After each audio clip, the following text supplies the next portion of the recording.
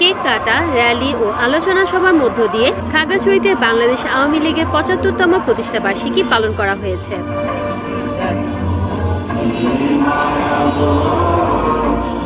সকালে জাতীয় ও দলীয় পতাকা উত্তোলন এবং বঙ্গবন্ধুর প্রতিকৃতিতে পুষ্পস্তবক অর্পণ করা হয়।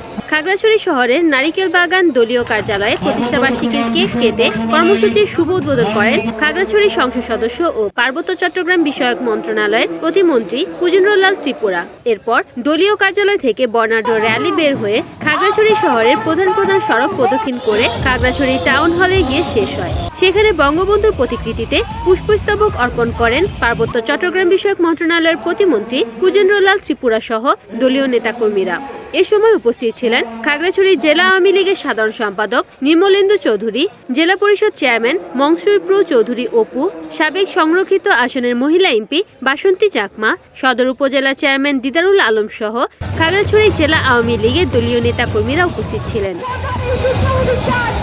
রিপোর্ট করেছেন খাগড়াছড়ি প্রতিনিধি বিপ্লব তালুকদার, NN TV।